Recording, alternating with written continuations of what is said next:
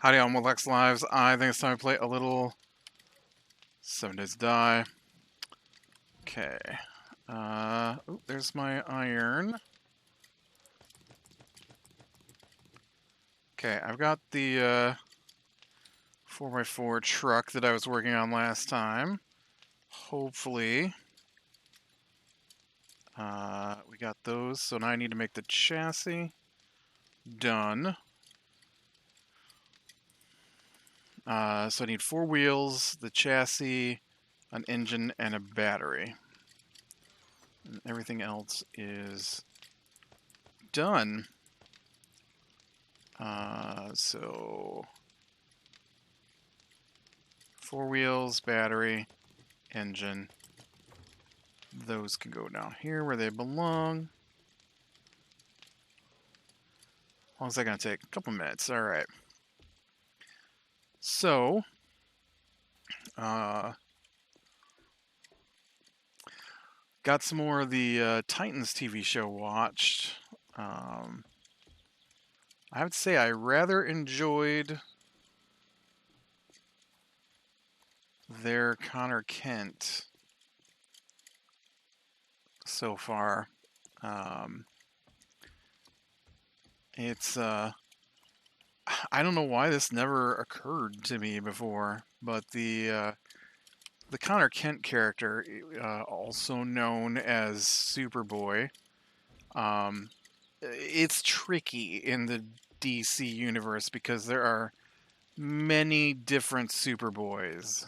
Um, it's not exactly the same as like Robin, right? So like Batman has Robin, um, and the first Robin was Dick Grayson, and then Dick Grayson got older and left and became Nightwing, and then Batman picked up Jason Todd, and he became Robin, and then he left and is now the Red Hood, and then after him was Red Robin, who had a different name because he wanted to be differentiated from the other two Robins, Tim Drake, and then he has kind of gone off on his own as Red Robin, and now Batman has Damian, which is Batman's son, as Robin, and so a succession of Robins.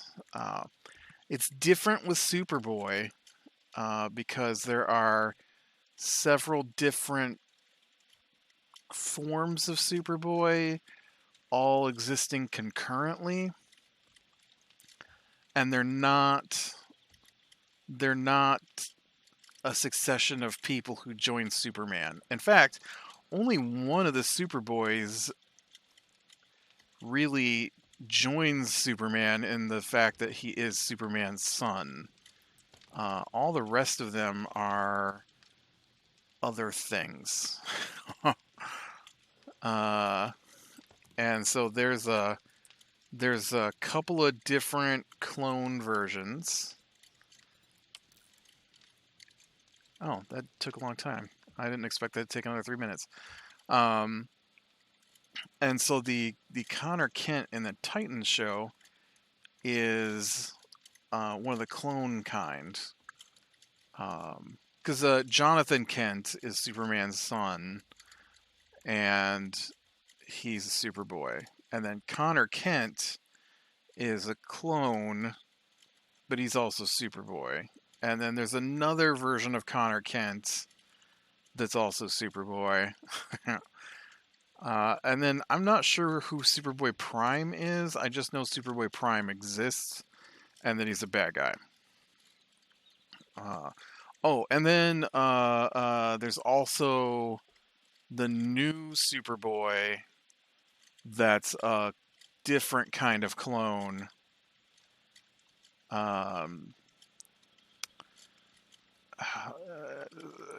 This has nothing to do with the Titan show, but in the comics, Lex Luthor attempted to combine his DNA and Superman's DNA to create a new clone of Superman. Lex Luthor hates Superman for some reason. Maybe. Who knows? Lex Luthor is different every time they write him. The lack of continuity in the comics drives me crazy. And so uh, Lex Luthor created a new version of Bizarro, who I kind of despise as a character, but I like the Bizarro clones. They're better. Um, for the most part. It did get a little goofy in the comic with Red Hood, which is Jason Todd, um, one of the forms of Artemis, and this Bizarro clone all teamed up together for a while. And that was okay in parts and really goofy, weird in parts. Because usually Bizarro is from another world or dimension, depending on the story. Oh, I thought I was on this guy over here. And so then Bizarro is like this idiotic version of Superman. I hate it. I hate the reverse speak that they sometimes do. Once again, there's no continuity. And the way he speaks is just awful. Me like, me like being rained on, which means he hates being rained on, right? Because it's reverse speak. But he does call himself me. He doesn't say you or anything like that. So it's hit or miss if it's actually going to be reversed. Maybe there are rules for it that I just don't realize, but it seems weird. Anyways, so they have a new Superboy in the comics. Anyways, that's one of these clones that just got revealed last week that he was one of these clones. Anyways, so the Titans, they've got a new version, and it never occurred to me ever. All the years of reading these, all the clone of whoa, what are you doing? There we go. Got me a big fancy truck.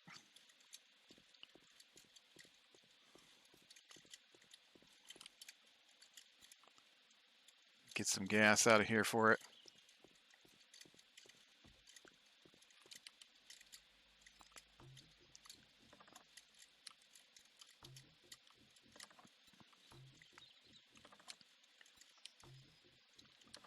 Oof.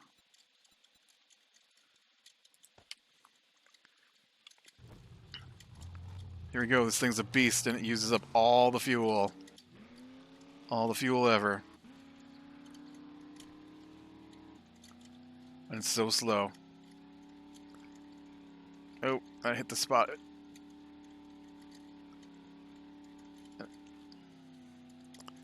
I don't know what it is about that spot, but it does not like that spot ever. So, I've never seen the clone, Connor Kent, dealt with in the way that he's being dealt with on the Titan show, and that's really playing into the fact he is a combination clone of Superman and Lex Luthor. And so I did find it interesting where he has memories from the DNA used to create him, and the fact that he has to deal with both his Superman background and his Lex Luthor background, and they're very different backgrounds that made very different people. And you don't see that in the other versions of the Connor Kent in the comics. Usually he's just a slightly angrier version of Superman, but that can be chalked up to the fact that he's a clone and doesn't know where he belongs and is young. But I've never seen a story that talks about how he has to deal with his Lex Luthor side. They just kind of write that off for the most part, and he's just a Superman clone who escapes. But he's not just that. He's also a Lex Luthor clone And he's never portrayed as super smart, which is they did a little bit of in the Titan show.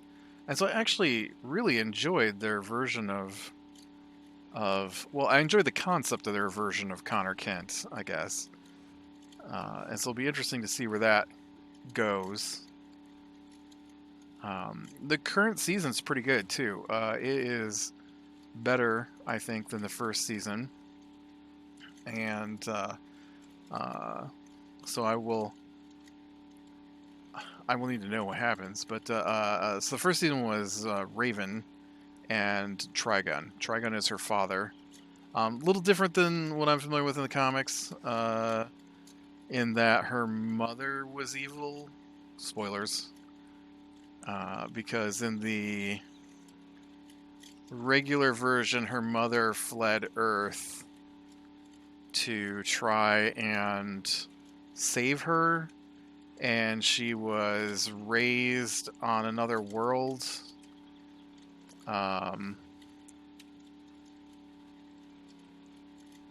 And I believe there's a goddess involved, trying to protect her from Trigun, because if Trigun ever truly gets a hold of her, it'll mean the end of everything, kind of thing.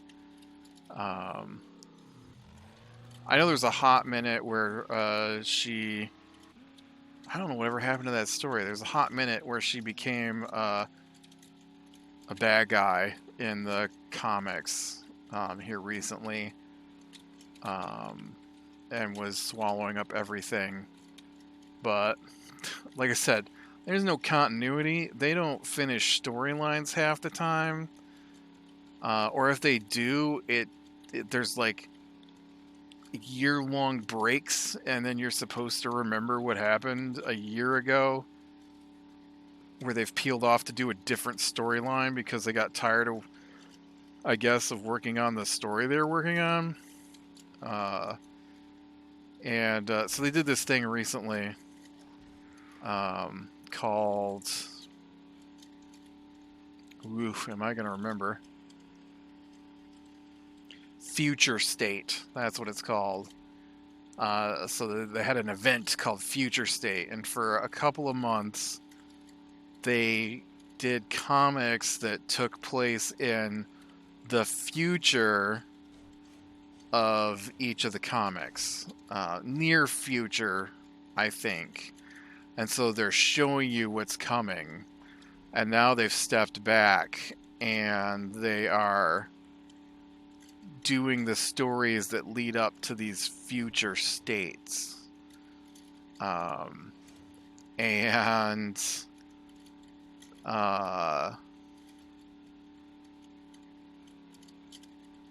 the problem is I'm pretty sure there are future states that they did for comics that no longer are in print. Like, they stopped making the comics that they did future states for. So we may have gotten glimpses of storylines that they ain't gonna do. And sometimes it's super annoying, because, like, so the two there's two major comic book series for DC: Batman and Superman, right? Wonder Woman has her own comic kind of thing, but it's usually not related to anything going on in the DC universe ever. Even though she did have a future state, and then they immediately went off on these weird storylines about Wonder Woman dealing with other pantheon deities. And so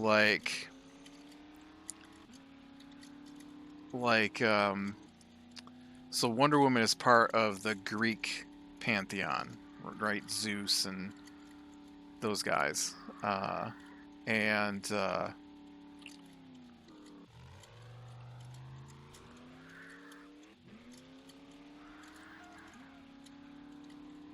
think that bird's trying to hitch a ride, man. And so A Roman god threw her into the Norse mythology, and now she's chasing the Roman god. I'm pretty sure it's a Roman god through different pantheon dimensions. I'm like, okay, fine.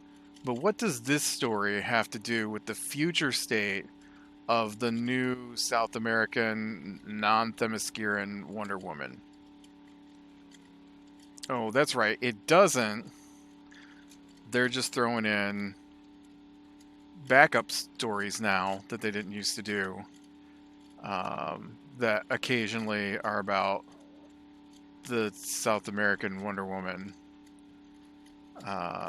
Only they don't make any sense half the time, and nobody knows what's going on in the Wonder Woman comics.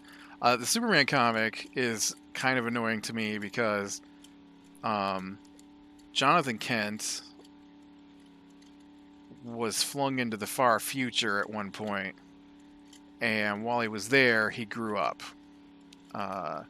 So he was like 12-ish, and then went with his grandfather and wound up in a trap thing somewhere else in the universe and was stuck there until he escaped. But by the time he escaped, he's an adult, like a 20-year-old, 18-year-old, something. And so when he came back to Earth, right now he's grown up, and but he was in the far future, and he looked up Superman's story, and so he knows that Superman vanishes from Earth soon. And I was trying to get over to this place, and so they just keep talking about how Superman's about to vanish soon. Only they can't remember from story to story who knows what. And so, like, in Future State, he gets taken away. And then in the present day, Jonathan Kent tells him that he's about to be removed from Earth. And then recently, Superman left a message for Jonathan Kent that he thought he was going to have to leave soon. And I'm like, but he's the one who told you that was going to happen. Why are you leaving him a message that you're going to have to go away soon when he already told you he knows you're going to have to go away soon?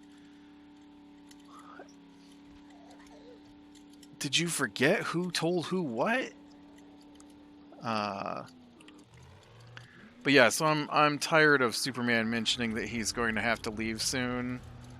Every other comic, we get it. You're removing Superman.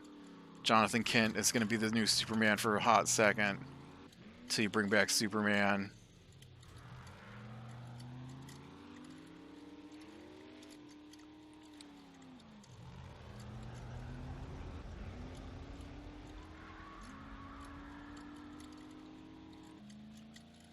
I don't know which... Oh no.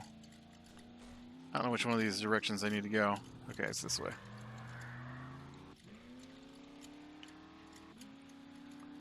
So, yeah. And then Batman's kind of good right now, which Batman hasn't been good in a long time, unfortunately. Batman's my favorite from the DC comics. And, I mean, there's some others that are almost as good. But Batman is usually my favorite. And, I mean, I say that, but none of it's been really good for me. Obviously, some people must like these stories. I don't. But this current story, so far 2 issues in a row, has been quite good when I expected it to be awful. But I don't know. They're doing this thing where they're taking classic Batman villains and then they're redoing them, but they're similar to, but nothing like their old versions. And it doesn't work some of the time. And so they're like completely changing the personalities of the villains in ways that make them terrible characters. If you're familiar with the characters, and so I don't know the point of doing that because it's not like, ooh, let's do an Elseworld story. This is like, let's in the main comic change everything you know about Mr. Freeze. And so now, instead of being a scientist whose wife is dying from a disease, and so he froze her until they could find a cure. And now there's a cure, but he can't unfreeze her because he never figured out that part. And that's why he does what he does, because he's trying to find a cure and for freezing people, but no one would back his research. And then there's the accident that turned him into Mr. Freeze. And some version of that is usually Mr. Freeze. And so what do? One of the Batman storylines was like, hey, you know what? We're going to make him just this crazy guy who's stalking this woman. And he has kidnapped her and frozen her. And so now we have no motivation for why he's doing anything. And then here not too long ago, they did get a cure for his wife being frozen, and she's back to being his wife and not some woman that he was stalking and kidnapped. Only she came out evil, because obviously the ballerina that Victor Freeze tried to save the life of was evil the whole time. And so when she comes out, she's like, "Oh, look, I'm a freeze monster like you, only I'm worse, and I don't need you." I'm like, okay, but I think she's dead now. I think that version of her died, so I think we're back to regular version where it's his wife again. I don't know. I hate it. I hate when they do stuff like that. They did it with the Joker. Joker cut off his face so he could go into hiding, because that makes any sense. And I'm not exactly sure if Joker ever came back, because then they went off on this weird Joker's always been there. And so the Joker that's the Joker might not be the Joker. He might be one of the other 4 or 5 Jokers that exist. And so Joker is actually... one of the Jokers is actually, like, someone that the Joker turned into the Joker. And other versions are, like, this goo that's underneath of Gotham that feeds off the psyche of the people. And so that's the Joker, and that's why he can't be defeated, because he's immortal and a shapeshifter. Because that makes any sense. And then they did... I can't remember if Zero Year was the one where they redid the Riddler in the... that was a book. I can do a book. I just didn't want the actual spear. And then they redid the Riddler, and he stopped being, like, riddles. And he turned into making traps for some reason. And... and he's like shoots people now and stuff, which was never his thing. Like, his whole thing is riddles, and I mean, he's always done the traps, don't get me wrong, but his traps no longer have riddles sometimes, and it stopped being the Riddler and just being, I'm a thug who sometimes leaves you a cryptic message. and it's just I don't know where they're going. Anyways, that's got nothing to do with the Titans, which I started talking about. But yeah, I've been really enjoying the Titans. It's not amazing. Don't get me wrong. It's not like the greatest DC thing I've ever watched. But it has been more enjoyable than I was expecting, which is always what you want. You want it to be better than you thought it was going to be, rather than trash you wish you didn't watch. uh, oh, I thought that was a zombie. That's not a zombie. It's a pile of rubble.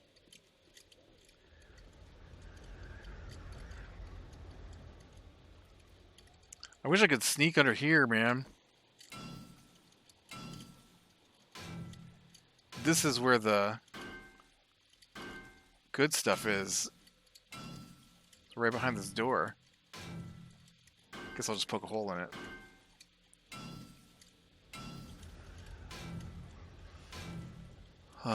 Yep.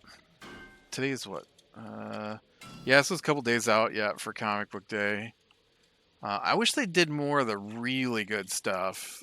Sometimes there's some really excellent stuff, and I super enjoyed the Last God series, which was I think it was a Black Label. Um, it is non superhero stuff, uh, and it was a fantasy, a medieval fantasy kind of thing, where these different races of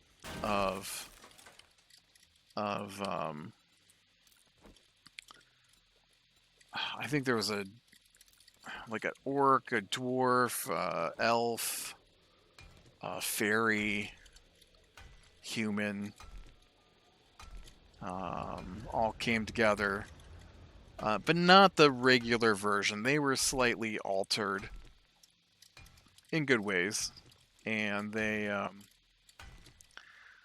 had like they made a D&D book based off of these comics, so you could incorporate the stuff from the comics into your D&D game. So it was that kind of story. And there was a creation story in it where the gods, there was creation gods, but there was also the god of nothing, basically. And the god of nothing, ooh,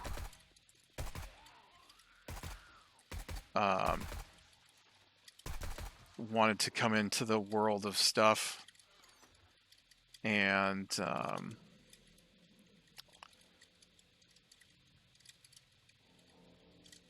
it's so corrupting of what's happening in the real world that it's basically a plague that comes through, and anything it touches turns into this undead plant kind of monster thing. And ooh, an 8x scope. I don't think I got an 8x scope. And so anything it touches turns into this, right? And so the first time they went there, and they're not nice people, and they do awful things to each other. But the first time they went there, the group were supposed to. I don't even remember, man. I don't remember what they were supposed to do when they got there, but they didn't do it. And because they didn't do it, all they did was put the evil to sleep. And so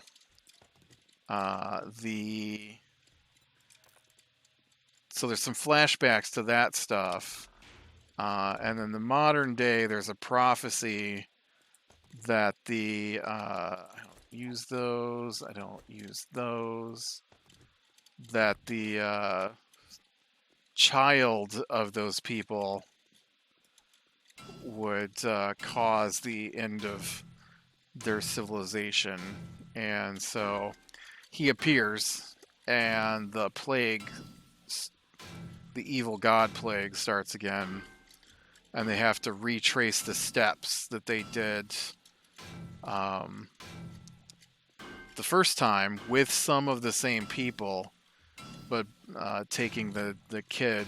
I mean, he's not a kid; he's like in his 20s, along with them, and it was really a really good story. And I wish there was more of that kind of stuff. Not the fantasy D&D stuff necessarily, but just really good stories where you know I like my things tragedy complicated, I guess. Where you might win, but winning doesn't feel great because not necessarily that you did bad things along the way, but bad things did happen along the way, And so, uh,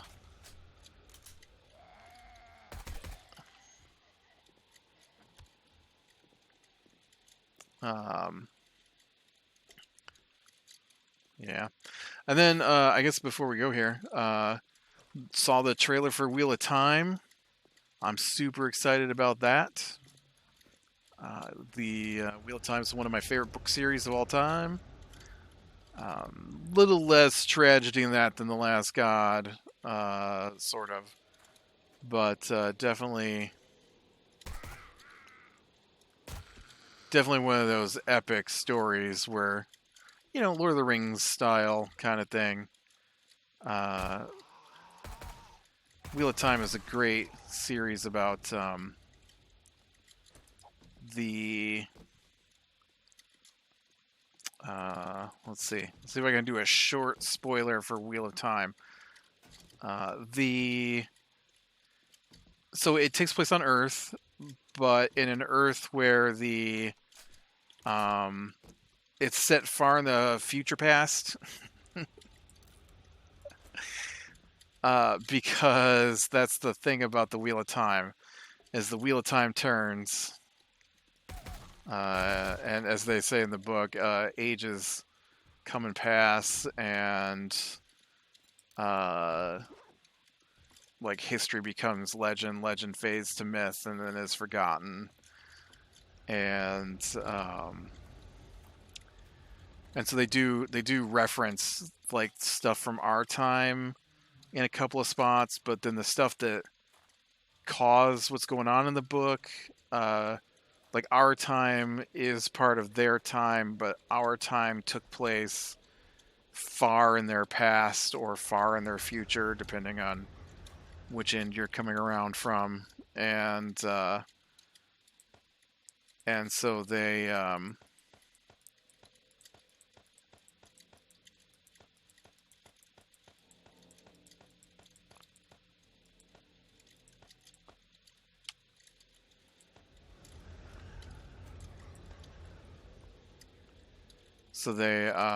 mention like Neil Armstrong and Sally Ride and uh, the Eagle spaceship. The Eagle has landed, kind of thing. And but basically, they got to the point where they were using power. They found a way to pull power from the universe, and it has a male and a female side. And so they wanted to find a way to create a power that was just a power. And when they thought they found one, instead what they found was a prison. And they released the thing in the prison. And in an attempt to put the thing back in its prison, uh, they half patched it, and it counter attacked by tainting the male side of the power, and so all men who can use the power go crazy, and so they have to be stopped from using power. They call it stilling, uh, and it just basically you get cut off from being able to use the power. Not everybody can use the power. It's a sometimes thing, genetic thing probably, and so but they can use their power to cut your ability to use the power. And so the only one who can save the world from the bad guy is the Dragon Reborn. And the problem is the Dragon Reborn will be a man, which means he will need his powers to fight back against the Dark One. And so it's a race to see if he goes crazy before he can save the world, or if he will go crazy and destroy the world. And so that is what the Wheel of Time is about, is whether is him on the run from everybody who wants him, everybody who wants to use him, everybody who wants to control him, the bad guys who are trying to kill him, the bad guys who don't want him to die, the voices in his head, all that stuff is what the series is about. And so that has been made into a TV show that starts here in November. And so I am looking forward to the first season of The Wheel of Time. It is one of my favorite book series. And hopefully it should be good. All right, with that, I'm going to call it a day. So, beware in the small things, lean into the light. I will talk to you later.